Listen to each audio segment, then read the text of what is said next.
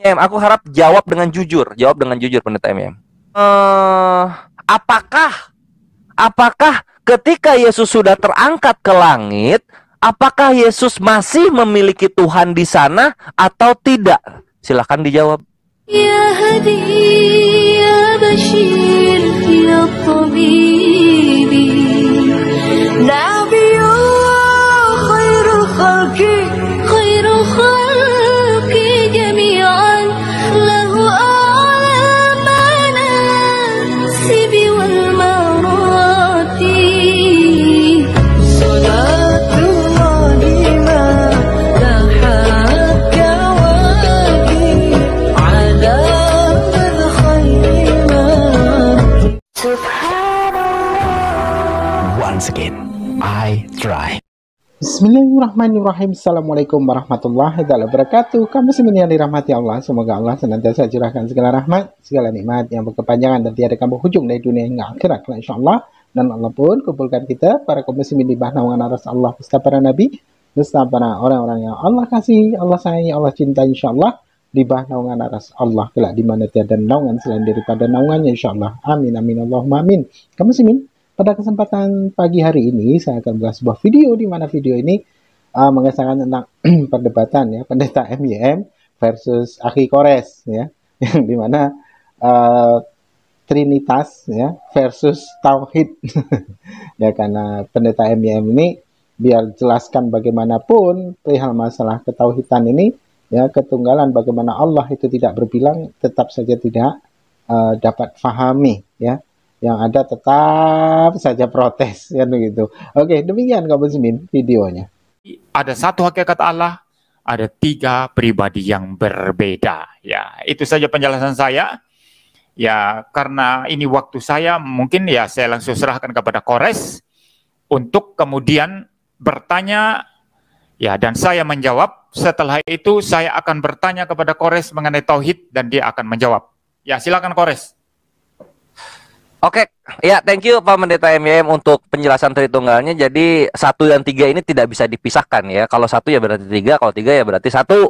Ini menarik. Lalu dalam Islam, Pendeta MYM, Islam itu kita condong kepada deklarasi dari Tuhannya. Jadi ketika Tuhan berkata akulah, oh maka dialah Tuhan gitu. Kalau misalnya nauzubillah ada Allah Azza wa Jalla berfirman sembahlah Nabi Muhammad, ya mau nggak mau kita akan menyembah. Tergantung deklarasinya bagaimana gitu. Jadi kita tidak mengambil makna di belakangnya, tapi kita mengambil apa yang tertulis.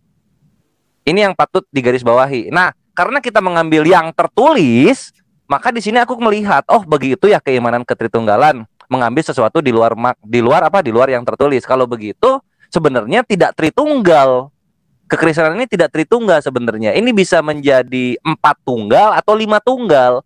Karena malaikat pun tidak diciptakan. Itu pertama. Lalu yang kedua, ketika ingin membuat seorang penghujat jera, dan ketika ingin membuat orang-orang diselamatkan rohnya pada hari Tuhan, apa yang dilakukan oleh Paulus? Diajarkannya apa di dalam perjanjian baru? Itu diserahkan kepada iblis, bukan kepada Bapa atau kepada Roh Kudus, bukan. Dalam nama Tuhan Yesus diserahkan kepada iblis.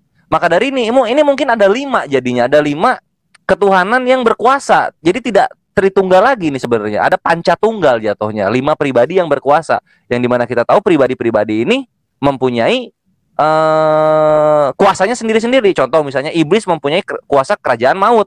Iblis itu mematikan, Yesus tidak pernah tertulis mematikan, Yesus itu menghidupkan, sehingga setara Yesus dengan iblis ini. Bahkan dua-duanya sama-sama anak sulung dari Bapa. Kemudian yang menjadi pertanyaan begini, bisakah dibantah antara pancatunggal ini dengan Pendeta MYM membuktikan bahwasanya malaikat itu diciptakan dan juga iblis itu diciptakan? Jika ini terbukti maka kembalilah ke Tritunggal. Kalau tidak ya berarti pancatunggal, karena malaikat dan iblis pun sama-sama tidak diciptakan seperti firman dan juga ruh. Silahkan Pendeta. Ya baik. Yang pertama-tama saya jawab mengenai pancatunggal ya. Nggak ada pancatunggal itu di dalam iman Kristen. Karena malaikat itu diciptakan. Itu di dalam Alkitab itu diajarkan bahwa malaikat itu adalah ciptaan. Dan bahkan dalam kitab Ibrani dikatakan itu adalah roh-roh yang melayani ya. Jadi mereka adalah ciptaan ya oleh nafas mulut Allah. Para malaikat itu diciptakan, itu kata kitab Perjanjian Lama ya.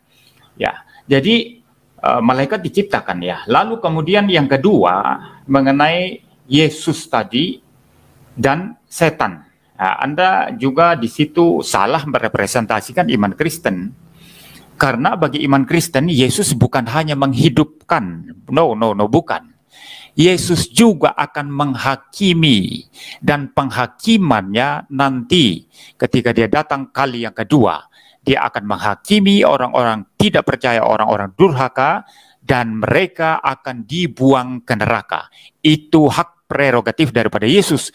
Maka Yesus bukan hanya menghidupkan, tapi dia juga menghakimi dan membuang orang ke neraka. Lalu kemudian orang Kristen percaya sebagaimana dikatakan Alkitab, Yesus adalah pencipta. Ya, Yohanes 1 ayat yang ketiga mengatakan segala sesuatu dijadikan oleh Dia, maksudnya ini Logos atau Yesus ya. Dan tidak ada satupun yang telah jadi ya, yang telah jadi ini tanpa Dia. Berarti tanpa Yesus, tanpa Sang Firman tidak ada satupun yang pernah diciptakan. Maka Yesus adalah pencipta di sini. Kalau Yesus adalah pencipta, maka dia pemberi nyawa juga yang mengambil nyawa. Yesus adalah yang menghidupkan sekaligus juga yang mengambil nyawa orang. Ya, maka kami orang Kristen percaya kalau orang mati siapa yang ambil nyawanya? Tuhan Yesus Kristus dalam kedaulatan ilahinya mengambil nyawa orang. Ya, jadi iblis tidak mempunyai kuasa apapun mencelakakan orang atau membunuh orang kalau tidak diizinkan oleh Yesus Kristus. Kalau Tuhan tidak izinkan, iblis tidak bisa berbuat apa-apa. Maka tidak ada kesetaraan antara Yesus dan iblis, ya. Sama sekali tidak. Alkitab mengajarkan Yesus itu supreme, ya, mempunyai supremasi atas segala sesuatu, dan iblis hanyalah malaikat yang jatuh bersama roh-roh jahat pengikutnya, ya dulunya malaikat-malaikat baik, tapi mereka jatuh ke dalam dosa, dan nanti juga akan dihakimi oleh Yesus Kristus, ya. Jadi dua hal ini saya jawab ya. Pertama, tidak ada pencatunggal ya, apalagi atau catur tunggal, tidak ada itu ya. Yang ada itu ini Tritunggal ya. Apalagi kalau Anda mengatakan dasa tunggal ya, tidak ada ya. Itu kayak doso muka ya, tidak ada itu ya. Tritunggal. Karena memang Bapa itu mempunyai firman. Firman Sang Bapa itu adalah pribadi tersendiri, dan Bapa juga mempunyai roh, memiliki roh, dan roh itu adalah pribadi tersendiri. Bapa, Logos, Sang Firman, dan roh adalah satu hakikat adanya, tetapi bisa dibedakan dengan jelas. Dan sebelum saya akan bertanya kepada Anda mengenai Tauhid, saya sedikit memberi penjelasan mengenai Tritunggal ini. Justru dalam Allah Tritunggal itu, seluruh dunia ini dapat dilihat dengan cara yang rasional. Ya, karena seluruh dunia ini menyatakan prinsip unity and diversity, prinsip kesatuan dan keberagaman. Tritunggal itu satu hakikatnya, bukan dua, bukan tiga, bukan empat, hanya satu saja. Tapi di dalam yang satu hakikat ini ada keberagaman di dalamnya, keberagaman pribadi. Maka ketika dunia ini menyatakan prinsip satu dan beragam, bagi kami orang Kristen itu hanya merefleksikan penciptanya yang juga satu hakikat tapi ada keragaman pribadi. Saudara lihat apa saja di dunia ini kores. Anda sendiri pun satu dan beragam kores ya. Anda satu kores, tapi kalau diteliti, jiwa Anda bukan tubuh Anda bukan jiwa Anda. Bahkan jiwa Anda pun itu satu jiwa, betul satu jiwa. Tapi jiwa Anda yang satu itu juga ada keragaman di dalamnya. Ada pikiran, ada emosi, ada aspek sosial, ada aspek rohani, dan lain sebagainya. Seperti itu. Maka ini menjadi logis. Melihat segala sesuatu itu dalam konsep atau dari perspektif yang satu dan beragam ini memang menjadi sangat-sangat rasional, karena Allah penciptanya juga adalah satu hakikat, tidak bisa dipisah, hanya satu-satunya, tapi di dalam dirinya ada keragaman pribadi. Maka ketika Anda pergi ke universitas pun, Anda sebut universitas, itu artinya ada unity, satu, versitas itu diversitas, keragaman. Ya, semua menyiratkan hal ini. Dan bagi kami, orang Kristen ini sangat-sangat meyakinkan bahwa Allah yang mencipta dunia ini, yang menyiratkan, merefleksikan yang satu dan yang beragam itu, memang dirinya adalah hanya satu Allah, tapi dalam dirinya sendiri ada pribadi yang beragam, 3 pribadi yang berbeda. Ya, ini tanggapan saya. Silakan Anda mau tanya lagi nanti, silakan. Saya akan bertanya kepada Anda sekarang. Ya, yang pertama pertanyaan saya adalah, kalau keyakinan Anda itu Allah Tauhid itu satu pribadi saja, ya hanya satu pribadi, kira-kira bagaimana bisa rasional, ya kira-kira bagaimana menjadi, kalau dalam istilah bahasa Inggris itu intelligible, dapat dipahami atau rasional begitu ya, bahwa Allah yang satu ini, ya Allah yang satu ini sebelum menciptakan segala sesuatu, ya tauhid yang satu ini ya, sebelum menciptakan segala sesuatu, ya bagaimana dia bisa menyatakan kasih misalnya. Nah, kalau kasih kan jelas itu harus ada subjek objek, ya. Anda kalau punya pacar atau istri, saya tidak tahu ya, Anda mengasihi istri Anda atau pacar Anda.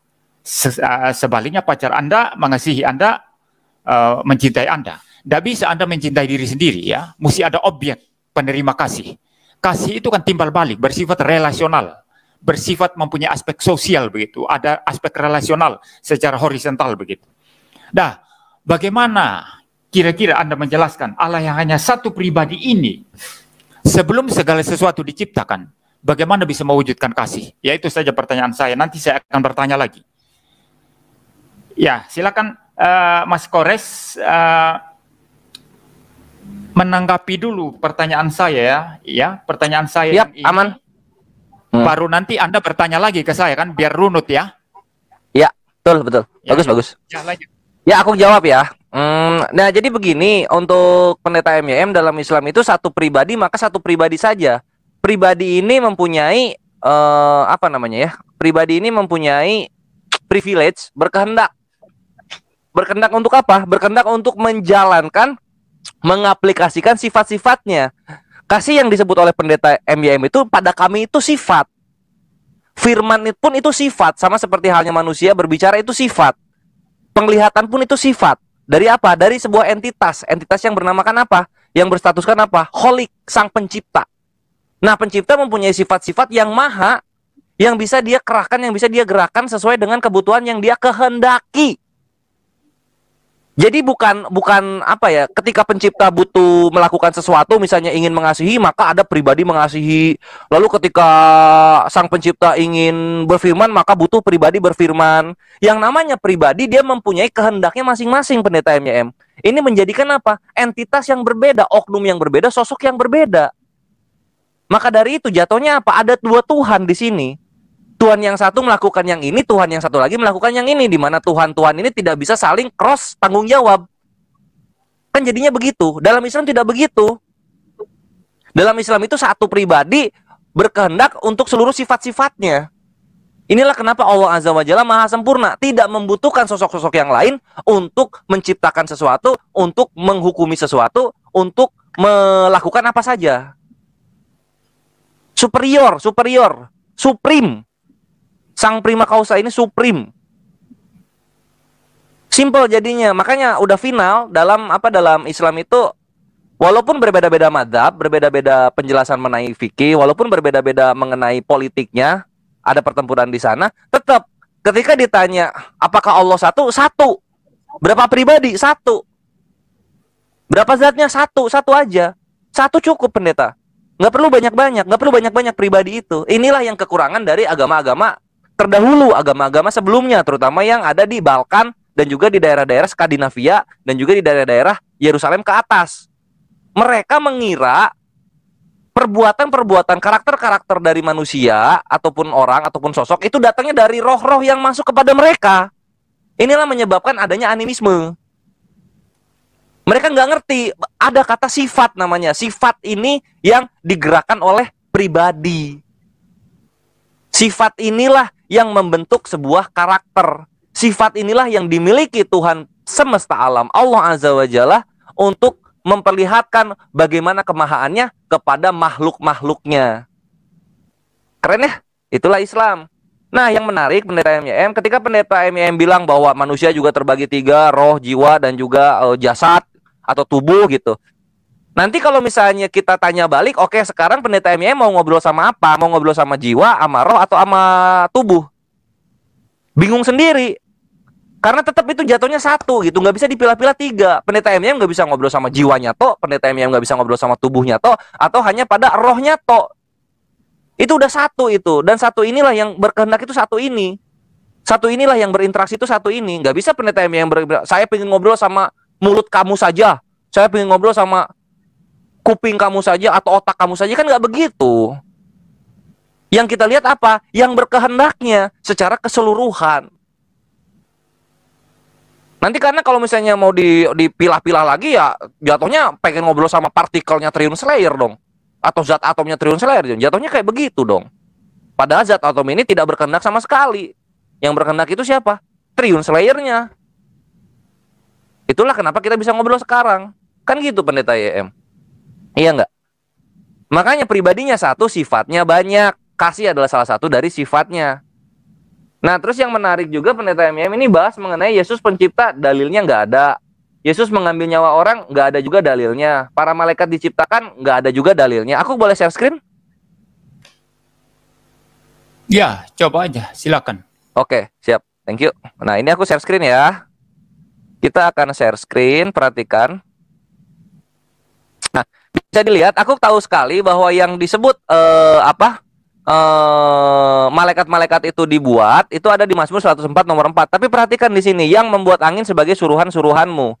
Nah, ini pada dasarnya adalah yang dibuat itu roh.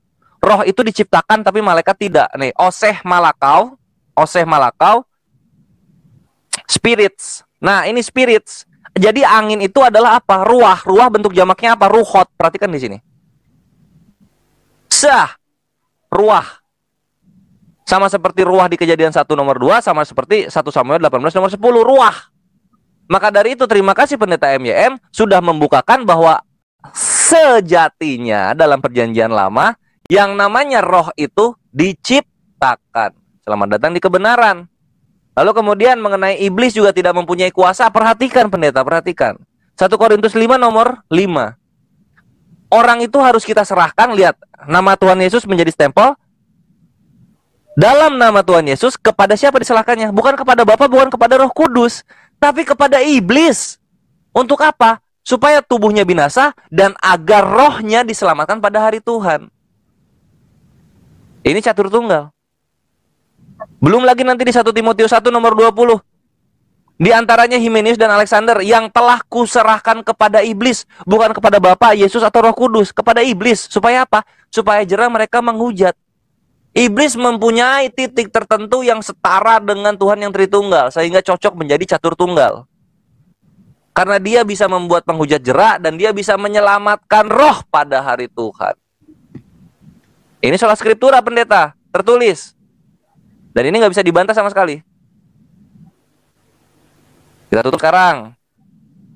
Nah, pertanyaannya untuk pendeta, memang mesti diamini bahwa memang ketuhanan dari kekristenan itu tidak ada sama sekali tertulis. Berangkatnya dari penafsiran-penafsiran di belakang yang tertulis. Sehingga ini melemahkan ketritunggalan jika ingin dibilang bahwa yang ada itu Tritunggal, bukan Pancatunggal. Enggak. Pancatunggal dan Tritunggal setara karena sama-sama tidak tertulis. Maka dari itu aku ingin tahu tanggapan dari pendeta MYM. Sekali lagi, di mana Yesus bisa mematikan orang, dalilnya, di mana juga malaikat itu diciptakan, dalilnya. Kalau tadi itu yang diciptakan roh, bukan malaikat. Silakan pendeta MYM. Ya, saya bertanya kepada Anda dulu ya mengenai tauhid.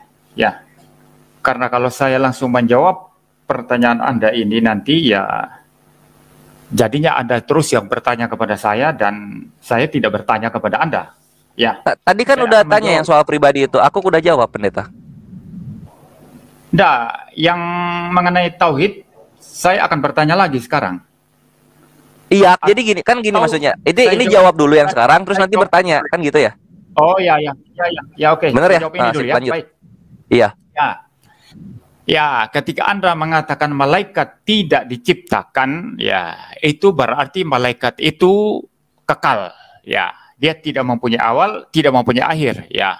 Saya tidak tahu apakah itu pendapat para ahli Quran atau pendapat para teolog Islam atau hanya pendapat Anda sendiri ini ya. Saya rasanya tidak yakin kalau teolog-teolog Islam itu yang sangat-sangat menekankan bahwa Allah itu tidak bisa disekutukan dengan apapun. Lalu Anda tiba-tiba berkata malaikat tidak diciptakan begitu ya. Ya, itu urusan Anda ya. Tapi saya kok tidak yakin dengan informasi Anda ini bahwa malaikat tidak diciptakan. Setahu saya ya, setahu saya justru Islam itu sangat-sangat menekankan bahwa Allah yang satu itu tidak bisa disekutukan dengan apapun. Nah, kalau sampai disekutukan dengan malaikat, itu berarti teorinya bahwa Allah itu satu-satunya tidak bisa disekutukan dengan apapun rontok dengan sendiri. Dan Anda malam hari ini merontokkan teori itu ya. Ya, saya akan coba menyelidiki lagi nanti apa teolog Islam mana yang pendapatnya seperti Anda bahwa malaikat tidak diciptakan. Saya akan coba teliti ini. Itu pertama. Yang kedua, mengenai Yesus ya. Kapan Yesus itu mematikan? Ya. Itu pertanyaan lahir dari penolakan Anda tentang kealahan Yesus. Ya, sedangkan saya menyatakan itu dari keyakinan saya bahwa Alkitab mengajarkan Yesus adalah Allah. Pada mulanya adalah firman, firman itu bersama-sama dengan Allah, dan firman itu adalah Allah.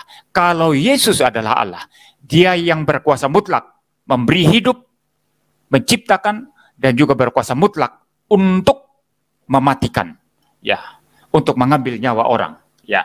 Nah, sekarang mengenai Yesus menghakimi, ya, ya, ini jelas sekali di dalam Yohanes 5 ayat 22. Sebetulnya Anda banyak mengutip Alkitab dari tadi. Pertanyaan saya sama seperti kepada Ustadz Zuma kemarin ya. Kalian ini kutip-kutip banyak ayat Alkitab Kristen untuk menyerang Kristen. Apa Anda percaya kebenaran ayat yang Anda kutip itu kan? Itu pertanyaan. Kalau Anda tidak percaya dan Anda katakan itu adalah ayat-ayat yang sudah dipalsukan, Anda sebetulnya tidak bisa mengutip ayat-ayat palsu itu kan? Kalau Anda mengutip ayat-ayat yang Anda anggap palsu itu berarti Anda membangun argumentasi Anda di atas kepalsuan. Karena Anda menganggap itu ayat-ayat palsu. Ya, seperti itu ya. Nah, Anda kutip banyak Alkitab tadi, tapi itu tidak sesuai konteks ya. Di dalam Yohanes 5 ayat 22 dikatakan dengan jelas di sana, Rasul Yohanes mengajarkan ya bahwa ini maksudnya di dalam Injil Yohanes ya, Bapa tidak menghakimi siapapun, melainkan menyerahkan penghakiman itu seluruhnya kepada anak. Ya, anak itu ya Logos, anak itu ya Yesus. Yesus yang menghakimi. Dan penghakiman itu lebih mengerikan, penghakiman akhir zaman nanti, daripada sekedar mengambil nyawa orang di dunia ini. Penghakiman akhir zaman berarti apa? Ada dua aspek. Pertama, orang percaya akan dipisahkan dan akan bersama-sama dengan Kristus selama-lamanya. Orang tidak percaya akan dipisahkan dan mereka bersama-sama tubuh dan jiwanya akan dibuang ke neraka. Ini sangat mengerikan dan itu kedaulatan mutlak Yesus. Maka di dalam iman Kristen ya, kami percaya Yesus akan datang kelak untuk menghakimi dunia ini. Akan menghakimi, tidak ada satu orang pun yang bebas dari penghakiman Yesus. Kenapa bisa begitu? Karena Yesus adalah Allah ya. Tetapi karena presuposisi Anda itu menolak Yesus adalah Allah. Ya, maka ketika saya katakan Yesus mengambil nyawa orang, Yesus memberi hidup orang, Anda tidak percaya, jelas itu. Ya. Sedangkan Alkitab sendiri jelas mengatakan firman itu adalah Allah. Firman itu ya Yesus itu yang datang ke dalam dunia mengambil natur manusia. Sehingga naturnya ada dua, Allah sepenuhnya, manusia sepenuhnya.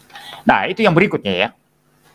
Lalu Anda juga tadi menyinggung itu masalah Tritunggal. Saya kira masih ada salah kaprah Anda ini. Belum memahami sungguh-sungguh apa yang orang Kristen maksudkan dengan pengajaran Tritunggal? Anda berkata ada dua pribadi, ada tiga pribadi, ya memang ada tiga pribadi. Lalu Anda berkata seolah-olah ketiga pribadi itu mempunyai kehendak yang bisa saling bertentangan, bisa saling sendiri-sendiri. Orang Kristen nggak mempercayai itu. Di dalam Allah Tritunggal itu hanya ada satu kehendak. Ketika Bapa menghendaki sesuatu, maka itu juga kehendak anak, itu juga kehendak Roh Kudus. Tidak ada perselisihan apapun.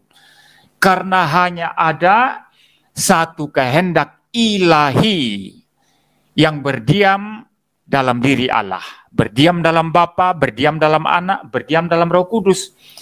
Maka tidak bisa ada perselisihan apapun ya. Tidak bisa ada pertentangan apapun di dalam diri Tritunggal. Ya seperti itu. Lalu Anda juga mengindikasikan Anda salah menangkap penjelasan saya tadi. Ya, saya tidak percaya manusia itu tubuh, jiwa, dan roh. Saya tidak percaya itu. Yang saya percaya adalah manusia adalah tubuh dan jiwa. Atau tubuh dan roh. Roh dan jiwa itu sama. Sami mawon. Cuma beda istilahnya. Jadi hanya ada dua aspek. Nah, yang saya jelaskan tadi itu bukan memberikan analogi. Di dalam debat kita yang lalu saya sudah menjelaskan sebetulnya kalau Anda paham. Kecuali kalau Anda memang nggak paham. Ya. Saya sudah mengatakan tidak ada ilustrasi analogi apapun untuk menjelaskan Tritunggal. Tidak ada itu. Yang saya maksudkan ketika mengutip Anda jiwanya saja beragam, ada keragaman. Anda saja ini satu tapi ada keragaman. Itu saya sedang menjelaskan prinsip unity and diversity, ya. Kesatuan dan keragaman. Saya tidak sedang mengilustrasikan bahwa Tritunggal seperti itu. Itu nonsens. Kenapa nonsens? Manusia terbatas, ciptaan terbatas, tidak mungkin bisa menganalogikan Tritunggal. Karena Tritunggal tidak terbatas. Ya, tetapi yang saya mau jelaskan di sini prinsip unity and diversity tadi, kesatuan dan keberagaman. Itu ada di mana-mana, kita lihat di mana-mana. Nah, ini bagi saya merefleksikan Tritunggal itu yang memang adalah satu hakikatnya beragam pribadinya, ya. Jadi saya tidak sedang menggunakan analogi bahwa Tritunggal bisa digambarkan seperti ini. Kalau Tritunggal bisa digambarkan dengan menyebut manusia tubuh, jiwa atau apapun itu, atau alam semesta ini, atau matahari atau air atau apapun, itu pasti salah, itu analoginya. Itu pasti salah, tidak mungkin benar. Karena Allah Tritunggal tidak terbatas, ciptaan itu terbatas. Ya, itu ya. Lalu yang Anda juga tadi singgung mengenai setan, ya. Seolah-olah Anda memberi ruang untuk setan itu besar sekali. Kristen tidak mempercayai itu. Setan itu bagi orang Kristen hanyalah makhluk ciptaan yang sudah jatuh dalam dosa. Yang memang sekarang kerjaannya itu mencobai manusia, ya. Dia kesana kemari, ya, mencobai manusia. Kata Rasul Petrus sama seperti singa yang mengaum-aum, yang mencari mangsa yang dapat ditelannya. Tetapi setan tidak bisa berbuat apa-apa tanpa izin Tuhan.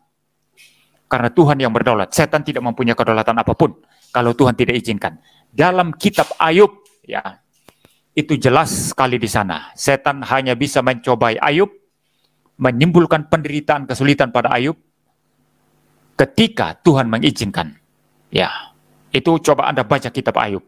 Tanpa izin Tuhan, setan tidak bisa apa-apa. Maka orang Kristen tidak pernah meninggikan setan. Ya, tidak pernah, apalagi menyatakan setan itu setara dengan Yesus. Setan bisa membunuh, Yesus bisa menghidupkan. Itu teori Anda tadi. Teori Anda, Alkitab tidak mengajarkan itu. Iman Kristen tidak mengajarkan itu. Yesus itu memberi hidup sekaligus mengambil hidup. Karena dia adalah Allah. Ya, selama Alkitab berkata Tuhan memberikan hidup, Tuhan mengambil nyawa, mengambil kembali hidup yang diberikannya, yang dianugerahkannya. Itu bagi orang Kristen merujuk langsung kepada Yesus. Karena Yesus satu adanya dengan Bapa dan dengan Roh Kudus.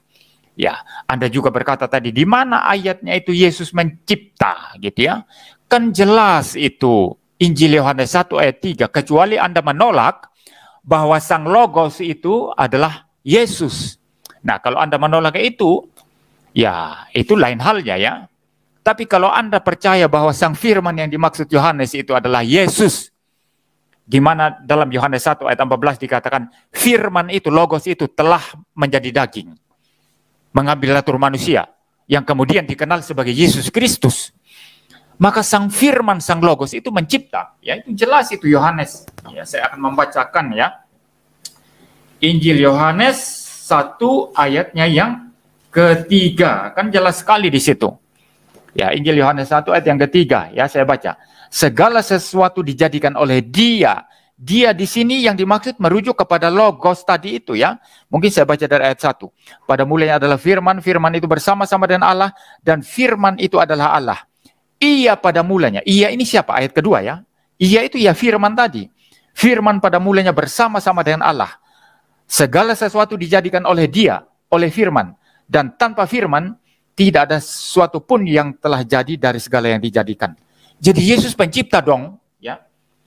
Maka ketika orang Kristen mengatakan Yesus pencipta, itu berarti bahwa apa? Sang firman dari Bapa ini adalah juga bersama-sama dengan Bapa dalam penciptaan. Maka sangat logis ketika Kejadian 1 ayat 3 mengatakan berfirmanlah Allah.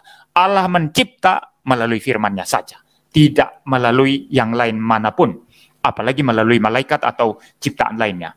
Allah Tritunggal gak bisa disekutukan dan apapun. Kalau Anda mesti jawab ini nanti, kenapa menyekutukan Allah Tauhid Anda dengan malaikat yang Anda katakan tidak dicipta? Kalau malaikat tidak dicipta, itu berarti malaikat kekal. Dan kalau malaikat kekal itu sama dengan Allah berarti. Nah ini Anda harus jawab nanti. Dan saya tidak yakin kalau pendapat teolog Islam yang lain itu sependapat dengan Anda. Nanti saya akan teliti khusus mengenai hal ini ya. Apa pendapat Anda ini benar? Teolog mana ya? Teolog Islam mana yang sependapat dengan Anda, ya. Nah, itu jawaban saya ya. Nah, sekarang pertanyaan saya selanjutnya mengenai tauhid tadi, dan Anda langsung jawab itu nanti, lalu kemudian bertanya lagi kepada saya ya. Yang saya tanya tadi itu, Allah yang satu pribadi itu, bagaimana bisa mewujudkan atau merealisasikan kasih? Anda tidak peduli menjawab, Dia adalah Allah yang supreme, yang punya supremasi. Tapi kalau tidak ada penjelasan rasional bagaimana kasih diwujudkan, bagi saya sulit diterima, dan bagi saya ini unintelligible. Ya, Anda boleh memaksakan, ya ada apa-apa ya. Allah itu tidak butuh ada subjek, ada objek dalam dirinya supaya kasih itu bisa diwujudkan. Tidak perlu, karena Dia adalah Allah yang sempurna. Tapi untuk itu kan butuh penjelasan. Kita tidak bisa hanya menjawab karena Dia Allah sempurna, maka kasih sempurna. Tapi bagaimana kasih terrealisasi? Anda harus jawab ini. Itu yang saya pertanyakan dari konsep tauhid, ya. Nah, kalau Anda misalnya bertanya, kalau Tritunggal bagaimana? Jelas dong, kasih sempurna di dalam dirinya. Kenapa? Karena Bapa berelasi dengan Anak, berelasi dengan Roh Kudus. Ketiga pribadi dalam satu hakikat ilahi yang nggak bisa dipisah ini tadi, saling berelasi, saling mengasihi satu dengan yang lainnya secara kekal. Bapa mengasihi Anak secara kekal, Anak mengasihi Bapa secara kekal. Ketiga pribadi saling mengasihi secara kekal. Rasional sekali, sangat-sangat rasional bagaimana kasih bisa diwujudkan. Yang Anda perlu jelaskan sekarang adalah bagaimana di dalam Allah Tauhid itu kasih bisa diwujudkan. Ya, bagaimana bisa direalisasikan? Anda boleh saja menjawab seperti tadi ya. Ya, karena Dia supreme. Allah kasih, tapi bagaimana itu mewujudkan? Butuh penjelasan rasional. Nah, ini tetap yang saya tanyakan dan Anda harus jawab ya, sebelum kemudian bertanya lagi kepada saya dan menanggapi poin-poin saya tentang Tritunggal tadi. Silakan Anda sekarang. Siap, thank you Pendeta MM untuk pertanyaannya. Ini sangat ngeri pertanyaannya mengenai kasih. Ini gimana kalau satu pribadi? Nah, ini aku jawab dengan begini saja. Sifat gula itu manis, Pendeta MM. Tapi bagaimana itu bisa kerasa manisnya? Ketika kita mencicip manisnya tersebut, apakah berarti ketika kita mencicip berarti gulanya baru manis? Enggak. Gula dari awal sudah manis. Kita baru menyadari ketika kita mencobainya. Nah, kesadaran kita itu bukan berarti itu penentu awal dari sifat kemahaan Tuhan, Pendeta MYM. Dari dulu Allah Azza wa Jalla sudah memang maha kasih. Kita menyadarinya, kita membuktikannya ketika kita baru ada. Itu jawabannya Pendeta MYM. Keren ya? Cakep memang Islam itu. Lalu kemudian ini malah yang apa ya, yang perlu dibuktikan itu di mana pendeta MYM tuh bisa tahu kalau misalnya mereka bertiga ini firman Roh Kudus dan Tuhan Bapa ini saling mengasihi. Dari mana datangnya itu? Tahu dari mana? Adakah perkataan Roh Kudus bahwa Bapa mengasihi aku, begitu juga firman-Nya mengasihi aku? Sepertinya itu nggak ada deh. Itu jatuhnya iman buta pendeta MYM. Kalau misalnya dibilang tiga ini berapa ya, saling mengasihi ya, itu harus ada persaksiannya dari tokoh-tokoh itu tersendiri gitu loh, bukan dari kita loh. Karena ketika kita mengetahui kemahakasihan Tuhan, kemahabijaksanaan Tuhan, kita yang merasakannya kita. Gitu. Dan apa? Dan testimoninya dari otoritasnya langsung. Jangan dibilang apa? Oh iya, mereka bertiga saling mengasihi. Kalau kayak gitu aku juga bilang mereka bertiga saling berantem. Kan bisa-bisa juga kalau kayak gitu. Harus ada untuk menengahi kita, yang dimana aku bilang mereka saling berantem dan pendeta MYM bilang mereka saling mengasihi, harus ada penengahnya. Siapa? Otoritasnya yang berbicara. Bahwa memang Tuhan Israel mengasihi firman-Nya, bahwa memang Roh Kudus mengasihi Bapaknya. Kayak gitu-gitu harus ada. Kalau nggak ada ya berarti sayang seribu sayang. Ini hanyalah sebuah asumsi yang diimani. Gitu jatuhnya pendeta. Lanjut. Kemudian kita akan bahas mengenai ketika Jangan dibilang jauh. tidak ada yang bisa oh ya? Maksud saya jangan jauh dari mikrofon. Ayo lanjut. Oke, siap. Ya, berikutnya aku akan menanggapi mengenai tidak ada yang bisa menyekutukan Tritunggal. Pendeta MYM sadar nggak sih? Tritunggal itu udah bersekutu mereka itu. Itu udah bersekutu. Udah bersekutu, nggak perlu ada lagi tambah keempat kelima, udah bersekutu. Apalagi dari tadi belum terbuktikan bahwa iblis ini diciptakan, malaikat ini diciptakan. Kalau nggak ada malaikat diciptakan, malaikat dimatikan deh, ada nggak? Ya kalau nggak ada ya berarti memang malaikat itu datang dari awal. Ini perjanjian lama perjanjian baru, kitabnya tumpuk-tumpuk loh itu. Surat-surat Paulus juga banyak, itu masa nggak ada yang menyatakan malaikat diciptakan? Kan gitu ya. Lalu soal apa lagi ya? Oh ini soal iya, setan tidak bisa berbuat apa-apa. Lah tapi dia menyelamatkan di hari Tuhan. Tapi dia membuat para penghujat jera. Orang nama Yesus jadi stempel untuk diserahkan kepada setan kok, kepada iblis. Masa yang kayak gini tidak ada kuasanya apa-apa pendeta MYM? Itu coba apa ya? Dibantah lagi dengan dalil penjelasnya mengenai 1 Korintus 5 nomor 5 dan 1 Timotius 1 nomor 20 begitu. Karena aku dari tadi tuh bawa dalil loh. Aku kini soal skriptura. Dari semua kekristenan yang ada, Penatua Trium Slayer adalah yang paling soal skriptura. Kebenaran itu datang dari kitab sucinya sendiri.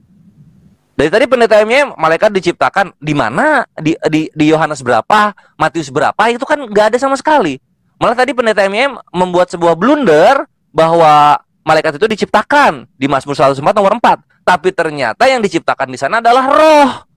Roh malah diciptakan. Jadi kalau bisa Tritunggal itu diganti. Yang roh ini diganti oleh malaikat. Karena malaikat dalam keimanan kekristenan itu ada dari awal sampai akhir, tidak pernah mati. Yang menarik juga, tadi tuh soal malaikat itu adalah bagian dari pertanyaanku kepada kekristenan. Karena kalau dalam Islam sudah sangat jelas, malaikat diciptakan dari nur, dari cahaya pendeta MYM. Itu loh. Jadi bukan dari Islam, ini bagian dari pertanyaan aku kepada kekristenan. Selama pertanyaan aku tidak bisa dibantah dengan dalil bahwa ada malaikat itu diciptakan, maka berdiri tegaklah sudah, malaikat ini memang salah satu dari bagian yang tunggal ini. Jadi bisa jadi catur tunggal, malaikat ini sama iblis panca tunggal. Berikutnya mengenai firman ini adalah Allah, aku nggak tahu ini mau dibawa kemana, tapi posisinya begini, aku akan share screen pendeta MYM, permisi. Di sini bisa kita lihat ya, mengenai sejarah penerjemahan Yohanes 1 nomor 1. Enarche en hologos, kai hologos prostonteon, kai theos en hologos. Nah, perhatikan di kai theos en hologosnya, frasa ketiganya. Sejarah menyatakan begini pendeta MYM. Di tahun 1808, ini terjemahan an improved version ya. Ini dari Archbishop Newcomen New Translation, London, terbitannya di kota London. Perhatikan di sini. And the word was a God. Dan kata adalah sebuah Tuhan. Nanti kita lanjut lagi. Ini nambah lagi sekitar berapa nih? 14 tahun kemudian nanti ada lagi terjemahan dari A. Nilen di tahun 1822 di sini juga and the word was a God, masih konsisten. Dan kata adalah sebuah Tuhan. Selamat datang di kebenaran Pendeta MYM. Jadi LI yang sekarang itu nggak tahu datang dari mana. Karena sejatinya inilah yang benar. God-nya kecil, ada definite artikel yang menyatakan sebuah, bukan sebuah eksklusivitas, tapi sebuah. Ilah ini kalau dalam Arabik. Bayangkan, ini bisa jatuh ke Mazmur 82 nomor 1, di mana Allah bersidang di antara Allah-Allah yang lainnya. Banyak banget Tuhannya Pendeta MYM. Belum nanti sampai ke kapan ini ya, sampai 2017 pun masih begini ya. Ini dari David Bentley Hart, and the Logos was God, G-nya kecil gitu. Maka dari itu ketika kita kembali ke bahasa aslinya, kita mengetahui bahwasanya tokoh-tokoh perjanjian baru itu sejatinya tauhid, tidak mengimani Pancatunggal, apalagi Tritunggal. Pertanyaan berikutnya, ini aku menjelaskan kepada Pendeta MYM, semoga ini ditangkap dan semoga menjadi hidayah. Pertanyaan berikutnya untuk Pendeta MYM, aku harap jawab dengan jujur Pendeta MYM. Apakah ketika Yesus sudah terangkat ke langit, apakah Yesus masih memiliki Tuhan di sana atau tidak? Silahkan dijawab. Nah, demikian tadi kaum muslimin yang dimana perdebatan ini ya memang tidak tidak terlalu seru ya, tapi ya kita ambil anunya saja, kita ambil ilmunya, kita ambil hibrahnya ya, menjadikan sebuah pengetahuan tersendiri ya tentang bagaimana keyakinan di dalam kekristenan itu sendiri dan di dalam Islam itu sendiri. Kalau umat muslim sudah jelas final ya, berbagai macam narasi yang dibuat oleh orang-orang Kristen sekalipun dia adalah seorang pendeta itu tidak akan pernah masuk di akal oleh umat muslim, karena memang umat muslim itu sudah mempunyai dasar-dasar ya ketika beragama ini bukan hanya berdasarkan imani saja, melainkan memang ada pembelajaran dari semenjak dia dapat bersekolah ya, di masa kecil pun sudah diajarkan untuk mengaji, belajar untuk bagaimana mempelajari kaidah-kaidah di dalam Islam ya, dalam keberagamaan sebagai seorang umat muslim itu memang sudah diwajibkan untuk belajar ya, dari buayan hingga liang lahat kata Nabi, sehingga umat muslim itu sangat rasional ketika diberikan pemaparan apapun yang dibuat oleh orang-orang Kristen dengan segala narasinya, dengan segala retorikanya, tetap saja walaupun dengan analogi yang bagaimanapun, tetap saja tidak akan pernah masuk di akal bagi umat muslim. Karena apa? Umat muslim itu berdasarkan akal ya, bukan hanya bermodalkan imani saja, tapi juga harus berakal, karena memang Allah perintahkan berakal terlebih dahulu baru beriman, begitu ya, bukan beriman dahulu baru berakal. Kalau beriman dahulu baru berakal, maka iman kita akan dicocok-cocokkan dengan akal kita yang sesungguhnya tidak cocok. Tapi kalau berakal dahulu ya, ketika sesuatu itu masuk di akal, maka kita akan dicocokkan dengan keimanan, gitu ya. Akal akan dicocokkan dengan keimanan. Benarkah tidak, cocokkah tidak, itu di dalam Islam ya. Jadi bukan modal imani saja. Oke, demikian saja kaum muslimin yang dapat saya sampaikan, dan saya Iru Video Sani. Wassalamualaikum warahmatullahi wabarakatuh. يا هدي يا بشير يا طبيب نبي خير الخلق جميعا له أعلى المناصب والمراتب صلاة الله ما لاحت كواكب على من خير مركب Once again, I try.